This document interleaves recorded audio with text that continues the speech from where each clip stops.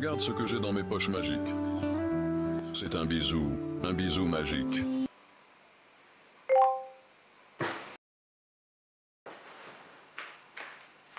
Aujourd'hui, je vais pas te parler de mon premier drama sur MSN. Je vais encore moins te raconter comment j'ai mis des statuts codés, ou comment j'ai wheezé mon crush à 17h au lieu de faire mes devoirs. Parce qu'en vrai, j'ai rien vécu de tout ça. Moi, j'avais même pas de pseudo stylé, c'est mes parents qui m'ont créé mon adresse Hotmail, et en plus, j'écrivais Sava, S-A-V-A. Et je recevais des messages du genre « Bastien !» Je répondais la même chose, et ça finissait en vue. Ah ouais, j'en ai passé du temps sur MSN, comme tout le monde. Mais aujourd'hui, je vais plutôt te raconter MSN du côté loser.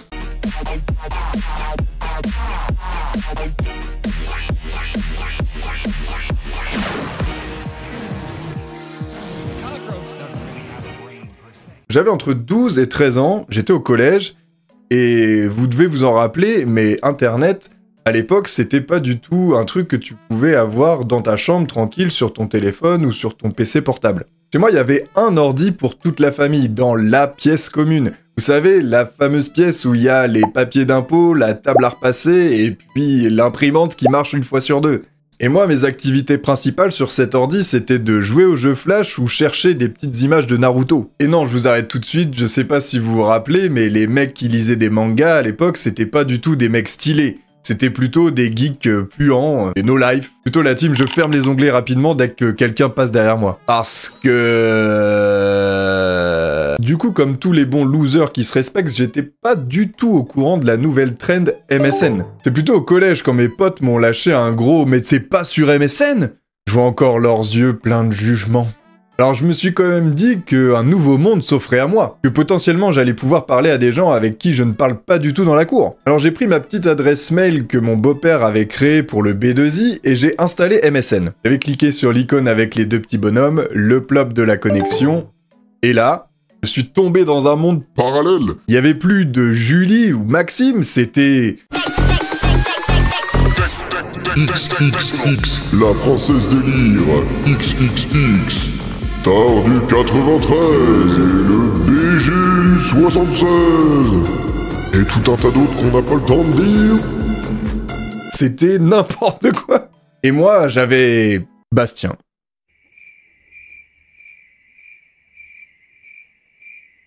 Pas de cœur, pas d'étoile, pas de lettres fluo, juste mon prénom.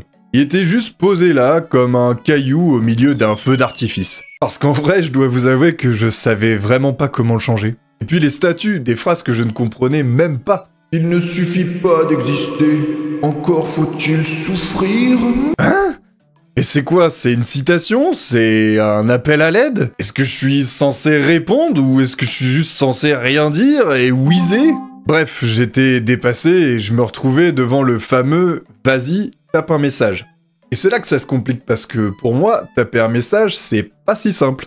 Voilà, j'avais la puissance du soleil dans le creux de ma main. Et en une soirée sur MSN, tous mes espoirs de popularité se sont envolés. Bienvenue dans... la dyslexie. Écrire pour moi, c'est une véritable épreuve. Chaque mot demande un effort. Pas parce que je suis con, parce que mon cerveau et mes doigts, ils avancent pas au même rythme que les autres. J'étais là à hésiter sur l'orthographe de « tu fais quoi ?» à taper lettre par lettre comme un octogénaire sous codéine.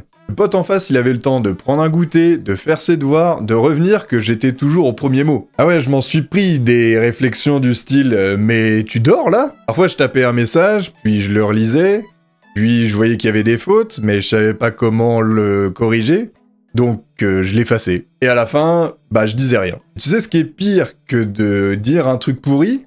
Eh bah c'est de rien dire du tout. C'est le moment où tu vois la personne se déconnecter alors que toi t'as même pas fini d'écrire ta phrase. T'avais juste été trop lent. Et ça, je crois que c'est ce qui m'a fait le plus mal. Pas de pas savoir quoi dire, mais vouloir dire quelque chose et de pas avoir le temps de le dire. À force de pas réussir à parler, eh bah, je me suis convaincu que j'avais rien à dire. Et que finalement, ma prof de CP avait raison quand elle disait que j'étais complètement teubé. Alors que c'est faux. Juste que j'étais pas câblé pour répondre en 2 secondes. Et tu sais quoi? J'ai tenu bon et j'ai quand même testé des trucs. Malgré tout ça, j'ai continué à me connecter tous les soirs automatiquement comme un rituel.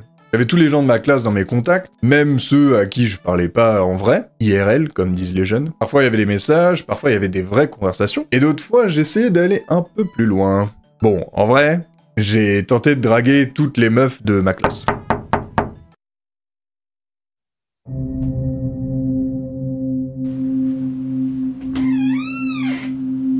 Ah, c'est toi. Vas-y, entre, installe-toi. Je vais pas vous mentir, c'est le genre de drague qui pique les yeux. Ça va? Tu es plutôt jolie? Tu veux sortir avec moi? Curieusement, ça a jamais marché. Et c'est là que j'ai capté un truc. Sur MSN, t'as pas de charisme. T'as juste ton orthographe. Et autant dire que la mienne, c'était pas du tout un avantage compétitif. Et puis, il y a eu les webcams qui sont arrivés. Un soir, j'ai allumé ma webcam, pas du tout pour faire des blagues, ni pour parler forcément, juste pour me montrer. Et là, je me suis dit, bah c'est cool, je vais pouvoir faire comme au collège, ça veut dire que je vais pouvoir parler normalement et ça va être génial. J'ai donc cliqué sur activer la webcam et là, enfin, je pouvais accéder à tout ce monde et tout le monde me voyait tel que j'étais, c'était incroyable. J'avais une réelle interaction, j'avais enfin dominé ma peur, Non, pas du tout. La réalité, c'était juste ça.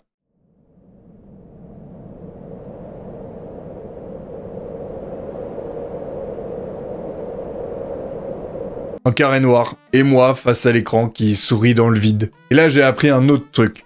La gêne, c'est pas simplement une émotion. C'est ton âme qui quitte ton corps. Bon. Eh ben c'est bien. Moi, je vais y aller, hein? Tu restes là? Moi je me casse, hein? Hein? Tu viens pas? Bon, je me barre. J'ai bien mis 10 ans avant de rallumer une webcam, et je pense qu'en fait c'était pendant un apéro visio. Nous sommes en guerre. Alors voilà, MSN, j'en garde pas un souvenir de ouf.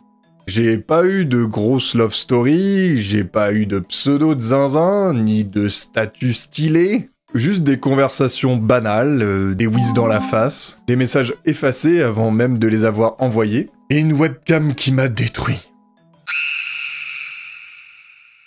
Mais y a un truc que je peux pas lui enlever. C'est là que j'ai commencé à écrire aux autres. Même si j'écrivais comme un grille-pain dégénéré, même si chaque phrase me prenait des plombes, et même si mes fautes faisaient saigner les yeux, littéralement. Et peut-être que c'est ça le vrai truc important. C'est pas parce que tu fais de la merde que t'apprends rien. Faut juste accepter d'être nul un peu plus longtemps que les autres. C'est aussi là que j'ai commencé à progresser en orthographe. Et peut-être un peu en courage aussi. C'est là que j'ai appris que parler, c'est pas forcément être à l'aise. C'est juste oser dire un truc. Et aujourd'hui, avec le recul, je me dis que c'est peut-être là aussi où j'ai appris à être moi-même. Pas en face cam, ni en mettant des pseudos stylés, mais en tapant maladroitement des messages qui auraient donné forcément raison à ma prof de CP quand elle disait que je n'étais pas un vrai gaucher.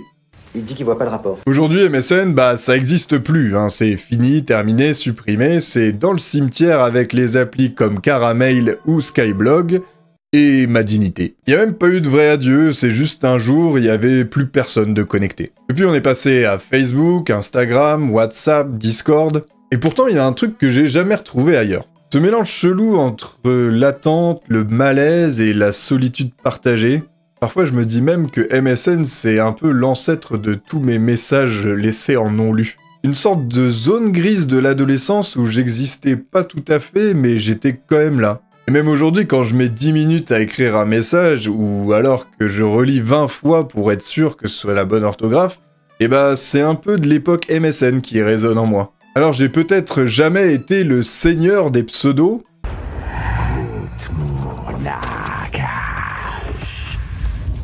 J'ai peut-être jamais compris non plus comment on faisait un whiz à l'infini, mais au moins j'étais là et j'ai appris à être moi-même. Voilà, c'était mon histoire avec MSN, pas de success story, pas de technique de drague imprenable, juste un vieux bout d'internet et un ado paumé qui essaye d'écrire ça va sans se planter. Si toi aussi tu as vécu cette époque ou si tu as galéré à parler en ligne ou même si tu as un pseudo honteux, n'hésite pas à le balancer en commentaire, on va se cringer tous ensemble. Et si cette vidéo t'a fait marrer ou juste même sourire, n'hésite pas à liker, à partager, ça me ferait très plaisir. On se retrouve la prochaine fois pour d'autres sujets sur internet.